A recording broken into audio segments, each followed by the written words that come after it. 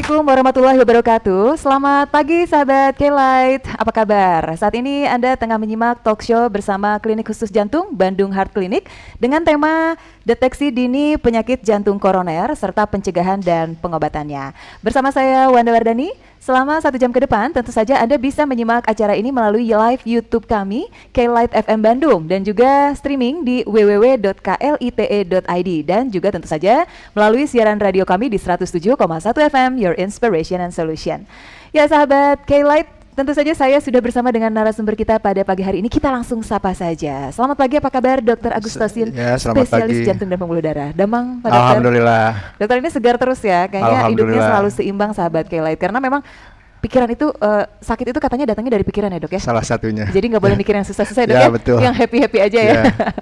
Baik sahabat K-Light, kami juga mengundang Anda untuk bertanya seputar tema kita pada pagi hari ini, yaitu deteksi dini penyakit jantung koroner beserta pencegahan dan pengobatannya. Boleh melalui WhatsApp di 0812-203-1972 atau juga boleh melalui YouTube channel kami melalui live chatnya di K-Light FM Bandung. Dan ada giveaway ya sahabat K-Light ya, Bandung Heart Clinic akan bagi-bagi hadiah nih untuk Anda. Jadi berikan pertanyaan terbaik, nanti dokter akan pilih ya 2 pertanyaan terbaik. Salah satunya akan mendapatkan pemeriksaan treadmill test gratis di Bandung Heart Clinic dan juga yang kedua, dapat merchandise dari Bandung Heart Clinic. Oke, baik kita langsung ngobrol-ngobrol aja nih ya. Oke sahabat K-Light, Anda pasti kenalkan dengan artis-artis kayak Aji Mas Said, Mike Mohede, terus juga mungkin yang suka makan tahu namanya Bondan, siapa nih yang suka bilang maknyus gitu ya. Itu beberapa orang terkenal yang ternyata meninggal akibat penyakit jantung, betul ya dok? Ya betul. Dan konon katanya penyakit jantung ini adalah penyakit yang presentasenya sangat besar sekali, 60% menyebabkan kematian di seluruh dunia. Benar dok? Ya. Benar. Tapi dok, ini saya masih bingung karena ada yang bilang ini karena jantung bawaan atau mungkin penyakit jantung koroner. Ada juga bilang gagal jantung. Emang beda-beda ya dok ya penyakit jantung itu jenisnya macam-macam ya dok ya? Betul. Ya, ada apa aja dok? Jadi yang paling banyak diderita oleh masyarakat ya itu penyakit jantung koroner. Sebagian besar penyakit jantung yang dialami itu penyakit jantung koroner. Kemudian ada penyakit-penyakit jantung lain juga, penyakit jantung yang mengenai gangguan katup, ya, kemudian penyakit jantung bawaan, ya, itu ada penyakit jantung karena hipertensi, ya, itu cukup banyak penyakit jantung yang sering kita dengar dan kita mungkin tadi juga disampaikan beberapa yang tiba-tiba mengalami serangan jantung mendadak itu adalah penyakit jantung koroner. Oh, nah ini sebenarnya penyakit jantung koroner ini apa sih dok? Ya, jadi penyakit jantung koroner ini penyakit jantung yang mengenai pembuluh darah arteri koronaria. Jadi di jantung itu ada pembuluh darah yang memberi suplai darah, suplai makanan ke otot jantung. Jadi walaupun jantung itu tugasnya mengedarkan darah, tapi dia butuh asupan darah untuk memberi makan otot jantung sehingga dia bisa bekerja normal gitu ya. Jadi pembuluh darah koroner itu ada 2 ya, pembuluh darah koroner yang sebelah kanan dan sebelah kiri. Nah itu yang kiri terbagi 2, cabang yang ke bagian otot jantung bagian depan sama yang bagian belakang. Nah pembuluh darah itu diameternya cukup kecil, antara 3 sampai 5 mili mungkin ya. Dan dia bisa mengalami gangguan. Gangguannya apa? Yang terjadi adalah pengapuran di pembuluh darah koronernya. Jadi mengalami lemak yang menempel di dinding pembuluh darahnya sehingga mengganggu suplai darah ke otot jantungnya. Itu yang paling sering ya dialami, ya paling sering kasusnya saat ini ya. Dan itu cukup banyak menyebabkan kematian jantung mendadak. Ya. Oh oke. Nah jadi sebenarnya ada penyempitan pada pembuluh darah itu ya tadi. Betul. Gara-garanya Gara-garanya ada plak yang menempel. Plak itu lemak gitu? Ya, plak atau lemak yang menempel di pembuluh darah.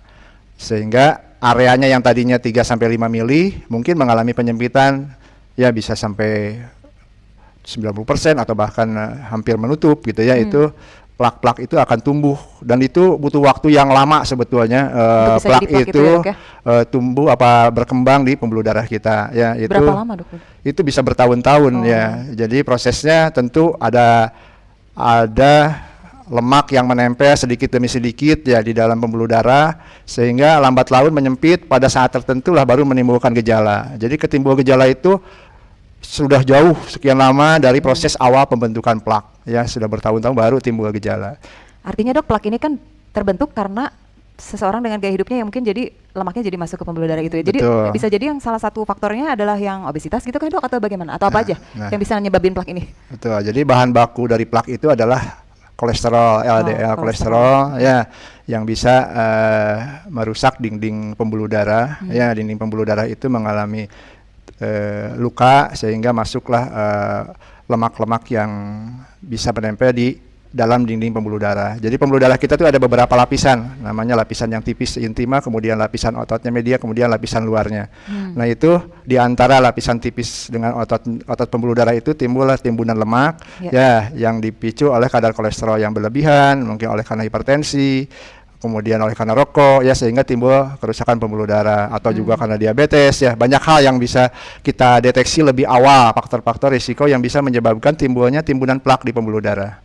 Nah, sahabat K-Lite, kalau Anda penyimak YouTube, Anda juga bisa sambil melihat nih, dokter kasih sedikit gambaran ya dok ya, biar lebih jelas kali ya apa prosesnya, bagaimana sampai timbul plak, sampai kenapa timbul namanya serangan jantung dari penyakit jantung koroner ini. Dan jadi tadi faktornya banyak juga ya dok ya, ada dari kolesterol, rokok juga, rokok, gula darah, ya, kemudian hipertensi, Oke. Nah, rokok ya, berarti nggak semua orang, ini kan nyambung juga ya ternyata dari rokok ya. Ke ini ya, ke jantung ini. Nah, dok, kalau sebenarnya tanda-tanda orang terkena serangan jantung ini bisa dideteksi nggak sih dok dari awal gitu dok? Ya betul. Jadi sebetulnya karena proses pembentukan plak itu sebetulnya proses yang berlangsung bertahun-tahun. Jadi penyakit jantung ini selama ini kan kita anggap bahwa tiba-tiba gitu, orang mengalami serangan jantung di awam itu tiba-tiba. Oh sebelumnya nggak ada apa-apa kok, sehat gitu. Tiba-tiba mengalami sakit jantung. Nah sebetulnya prosesnya itu bukan tiba-tiba, jadi prosesnya sudah berlangsung lama, bertahun-tahun ya, sehingga sebetulnya kita bisa mendeteksi jauh-jauh hari dari sebelum serangan jantung. Bahkan ada beberapa tool yang bisa memprediksi 10 tahun sebelum kejadian gangguan jantung ya. Jadi kita harus mulai dari pengendalian faktor risiko jantung. Apa sih sebetulnya orang bisa terkena jantung itu kenapa?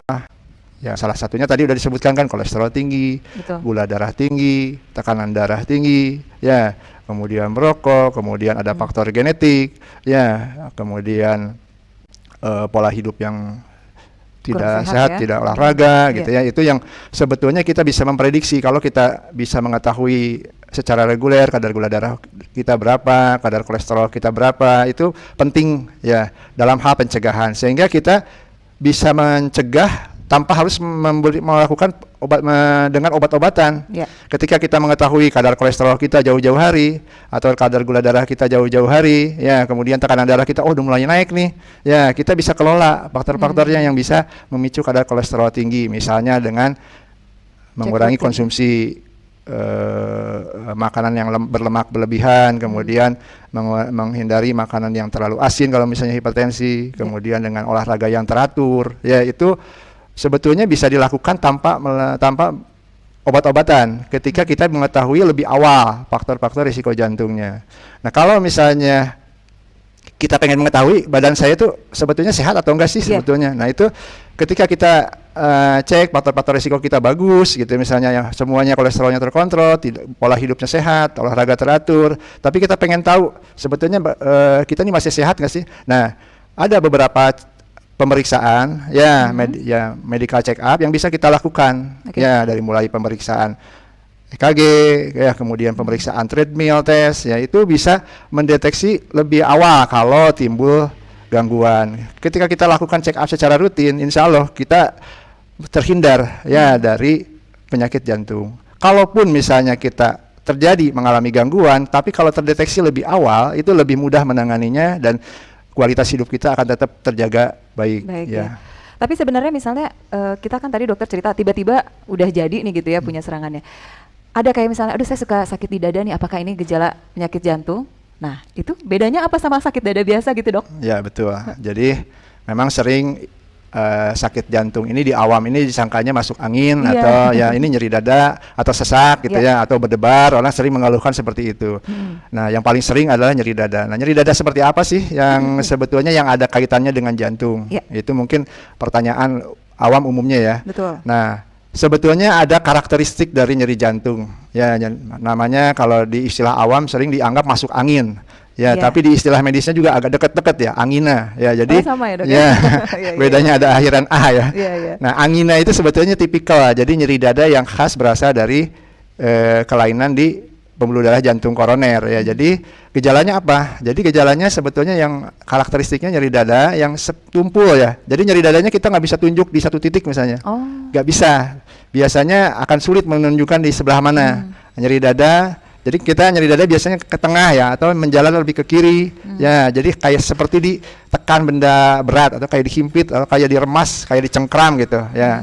Dari mulai dada tengah bisa ke kiri, bisa ke ulu hati, ke leher kayak tercekik, atau ke punggung ya. Jadi itu yang sering dirasakan, bahkan kadang-kadang sampai ke rahang. Jadi kadang merasa keluhannya giginya sakit gitu ya, atau rahangnya sakit.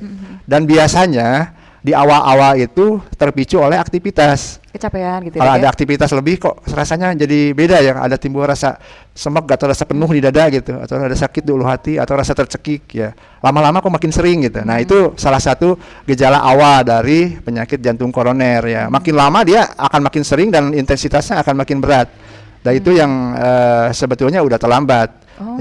Jadi dia sudah penyempitannya sudah menimbulkan hambatan aliran tidak mencukupi lagi aliran darah koronernya ke dalam otot jantungnya. Nah itu sudah terjadi kekurangan oksigen di otot jantung, baru menimbulkan sakit. Padahal kita sebetulnya bisa mendeteksi dari sebelum penyakit itu bergejala ya. Tapi dok, kalau misalnya sampai sakit dada gitu kan, kalau yang sakit dada biasa kita minum ya. Saya pernah dengar kalau orang kena serangan jantung jangan dikasih minum, benar nggak sih dok itu dok? Nah ini serangan jantung kan gradiennya beda-beda ya, jadi derajat grade-nya itu beda-beda. Jadi dari mulai serangan jantung yang masih ringan ya, kemudian serangan jantung yang berat ya. Jadi pada waktu serangan jantung masih ringan gak ada masalah dengan minum. Gak ada. Ya gitu, justru kita kan harus alat dengan serangan jantung awal bahwa ada nyeri yang seperti saya ceritakan tadi. Nah di situ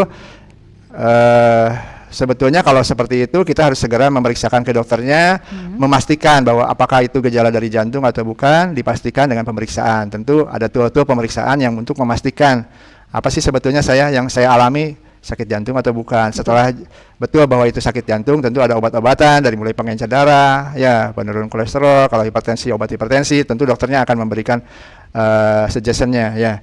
Tapi kalau misalnya kita belum tahu nih, apa sih yang mesti dilakukan ya. Kalau mengalami nyeri dada yang seperti yang saya terangkan tadi, tipikal, kalau tentu yang harus dilakukan ya, karena kita itu sangat curiga bahwa itu dari jantung koroner, tiba-tiba mengalami itu dan hebat misalnya, kita harus segera memberikan obat pengencer darah. Sebetulnya kalau di toko obat yang terdekat atau apa itu banyak aspirin ya. Mungkin obat dulu suka dipakai penurun panas kan, sampai sekarang juga itu bisa digunakan sebagai obat yang kedaruratan ya. Nah itu tentu aspirin bisa untuk supaya sampai ke pembuluh darahnya dengan cepat, kita anjurkan dikunyah sebetulnya ya. Itu lebih cepat.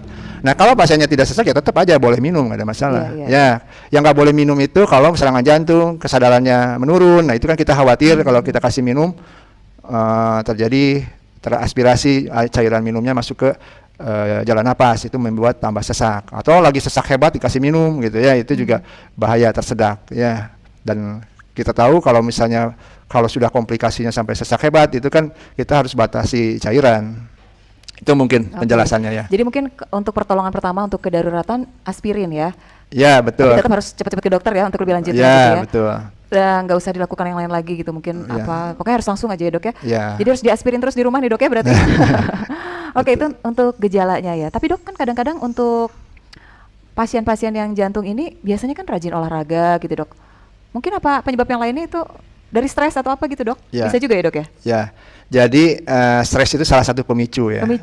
Salah satu pemicu. Jadi memang orang serangan jantung bisa saat olahraga, bisa juga saat bangun tidur atau saat tidur ya, itu bisa terjadi serangan jantung. Memang yang rawan serangan jantung itu di pagi hari ya, itu ketika siklus istilah kita circadian cycle. Jadi siklus tubuh kita tuh ada perubahan ketika tidur ke bangun itu dari saraf parasimpatik ke simpatis, itu sering memicu timbulnya serangan jantung. Maka sering serangan jantung tiba-tiba pagi hari gitu ya, atau dini hari tidur, ya. gitu, dok, ya, langsung sebetulnya bisa kapan aja jadinya serangan jantung, kapan saja. Apa sih sebenarnya yang mekanisme yang terjadi di pembuluh darah jantung ketika serangan jantung? Jadi sebetulnya bukan plaknya menutup. Ya, jadi plak itu, lemak itu tidak menutup. Tapi yang terjadi adalah lemaknya itu, selaputnya itu pecah, sehingga timbul luka di pembuluh darahnya. Dan itu merangsang faktor-faktor pembekuan darahnya itu, kita bisa lihat mungkin di layar itu, faktor-faktor pembekuan darah itu menempel di tempat yang plak mengalami pecah. Tujuannya sebetulnya untuk menutup luka. Tapi yang terjadi adalah sel-sel pembekuan darah, dalam hal ini trombosit, itu menutup salurannya sehingga tidak ada aliran di pembuluh darah koroner, terblok. Jadi alirannya blok, akibatnya otot jantung yang diperdarahi oleh pembuluh darah tersebut itu mengalami kerusakan. Dan itu kalau terlalu lama, otot jantungnya akan mengalami kerusakan yang permanen. Tapi kalau cepat penanggulangannya itu, kalau kita minum aspirin misalnya, itu bisa mencairkan yang bekuan darahnya, bukan mencairkan plaknya. Itu sehingga alirannya bisa segera terbuka kembali. Ya, karena tubuh kita sendiri juga punya mekanisme untuk mencairkan bekuan darah. Tapi dengan dibantu aspirin itu akan mempercepat pencairan dari bekuan darah tersebut, sehingga otot jantung yang dialirinya terselamatkan. Ya, dan itu memang selanjutnya butuh segera ke fasilitas kesehatan terdekat kalau memang sudah terjadi seperti itu. Baik lagi olahraga, baik lagi ini, jangan sering orang karena lagi olahraga kan berkeringat ya. Nah, sering terjadi kan kalau serangan jantung tersumbat begitu keluar keringat banyak tuh. Cuma berbeda, dia keringatnya adalah keringat dingin. Ya, jadi yang tadinya habis olahraga itu biasanya berkeringat badannya panas gitu ya. Tapi ini terbalik, jadi malah dingin seluruh badannya. Ya. Dan itu kalau tidak segera ditangani, kan kalau lagi habis olahraga itu butuh oksigen banyak tuh lagi olahraga tuh. Itu sering terjadi, makanya pingsan di lapangan ya, itu di lapang bola atau di lapang bulu tangkis ya. Itu kalau tidak segera dianggapnya keringat biasa, itu bahayanya ya tidak terselamatkan. Ya, jadi memang ketika ada teman atau siapapun ya mengalami hal tersebut ya, kalau ada aspirin segeralah minum aspirin ya, segera hubungi fasilitas kesehatan terdekat ya. Mungkin membutuhkan ambulan, pertolongan darurat ya, sehingga bisa ditangani. Itu yang paling penting ya kalau sudah terjadi serangan jantung akut ya. Nah, kalau orang sudah terdeteksi nih, terdiagnosa penyakit jantung koroner, itu bisa sembuh nggak sih dok? Terus pengobatannya apakah dia harus minum obat setiap hari gitu? Bagaimana? Ya, kalau sudah penyakit jantung koronernya sudah terjadi, artinya plaknya memang sudah ada plak di pembuluh darah koroner. Bisa dihapus nggak? Ya, itu sampai saat ini memang belum ada obat yang bisa menghilangkan plak. Yang ada bisa menstabilkan plak bisa. Jadi ketika plak itu sudah terjadi di pembuluh darah kita, ya kita harus memaintainnya dengan obat-obatan tentu.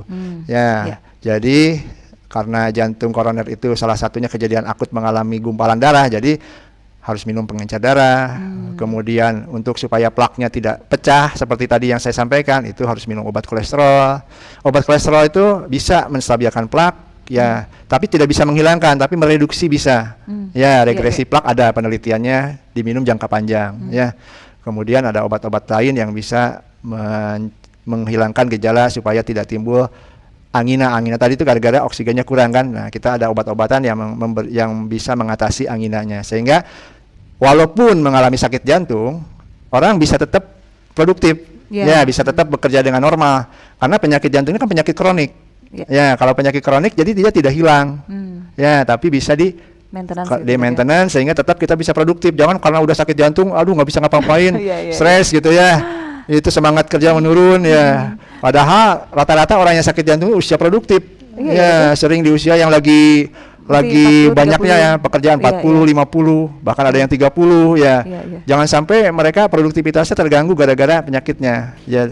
Nah itu mungkin penanganan yang dilakukan dengan obat-obatan. Ada lagi penanganan yang lebih dari itu. Kalau misalnya kita kelola dengan obat-obatan juga nggak bisa, kemudian atau mengalami serangan jantung akut, mengalami sumbatan total, itu kita bisa lakukan tindakan segera. Ya, tindakan segeranya apa? Tindakan segeranya adalah prinsipnya membuka pembuluh darah secepat mungkin. Ya, nah itu tindakannya bukan operasi. Apa tuh? Ya, jadi tindakannya mungkin orang awam mengenal dengan pemasangan ring atau pemasangan stent. Nah, itu harus segera dilakukan ketika mengalami kejadian akut. Jadi ada beberapa rumah sakit yang punya fasilitas tindakan tersebut. Kalau di Kota Bandung banyak ya yang bisa melakukan tindakan tersebut. Nah, kalau sudah seperti mengalami sumbatan total tersebut, harus segera dilakukan tindakan membuka salurannya dengan tindakan namanya PCI ya gitu. Jadi atau kateterisasi kemudian lanjutkan PCI ya. Itu tindakan invasif, artinya bukan bedah tapi lewat pembuluh darah tangan atau lewat pembuluh darah dari lipat paha. Ya, itu tindakannya juga cukup cepat ya, mungkin sekitar hanya antara 1 jam ya, setengah jam sampai 1 jam, karena yang punya waktu juga kita sebentar ya, jadi nggak bisa berlama-lama. Ya begitu sudah terbukti ada sumbatan, kita lakukan pemasangan ring sehingga alirannya kembali normal kembali, dan itu diharapkan otot jantung yang rusaknya hanya sedikit sehingga otot jantungnya kembali normal ya. Jadi orang yang mengalami serangan jantung kalau cepat penanganannya dia bisa kembali beraktivitas normal kembali karena otot jantungnya nggak ada yang rusak ya, atau walaupun ada yang rusak hanya sedikit sehingga tidak mengganggu aktivitas sehari-hari atau fungsi normal otot jantung tetap bisa dipertahankan. Iya ya, dan sampai saat ini tindakan pemasangan ring itu cukup efektif ya dok ya, banyak yang bertahan gitu ya. Betul. Itu harus dikontrol juga ya dok ya. Betul. Diganti gitu setiap berapa tahun sekali atau? Ya, jadi tetap di-maintain sama obat karena walaupun salurannya udah kembali lebar seperti semula, ya tetap membutuhkan obat-obat pengencer darah. Kenapa? Karena barang itu kan barang baru ditempel di pembuluh darah kita. Kemudian pembuluh darah kitanya sendiri udah banyak plak. Kalau plak itu udah punya risiko seperti tadi, ada plak-plak yang kecil bisa pecah timbul bekuan darah. Nah itu memaintain itu sehingga aliran darah ke dalam koroner dijaga supaya tetap mengalir dengan lancar dan tidak terpicu oleh adanya barang baru timbul bekuan darah. Karena habis di ring juga punya risiko timbul bekuan darah karena permukaannya belum rata seperti ketika normalnya. Dan fungsi pembuluh darah tadi yang saya sempat singgung, ada selaput tipis di pembuluh darah jantung itu, ketika sudah serangan yaitu fungsi itu hilang kan. Di situ pada ada fungsi pengenceran darah. Nah itu jadi pentingnya minum obat-obatan walaupun sudah nggak ada gejala sama sekali. Rasanya tubuh kita normal, ya itu tetap ada obat-obatan tertentu nanti sesuai dengan nasihat dokternya apa yang mesti diminum. Biasanya kita memberi obat-obatan mengendalikan selain mengobati pembuluh darahnya, kita menjaga supaya jangan terjadi lagi kejadian ulang ya, itu jangan sampai mengalami serangan jantung kedua, ketiga dan atau komplikasi dari serangan jantungnya. Jadi dikelola gitu faktor risiko. Kenapa sih orang sakit jantung? Tiap orang kan beda-beda backgroundnya. Nah itu dikelola ya, dicari faktor-faktor yang menyebabkan seseorang terkena gangguan jantung. Baik, seru juga nih ya sahabat Kela, kita udah ngobrol-ngobrol nggak kerasa, tapi sebenarnya kan mencegah lebih baik daripada mengobati. Nah, nanti kita juga akan tanya sama dokter gimana sih caranya mencegah penyakit jantung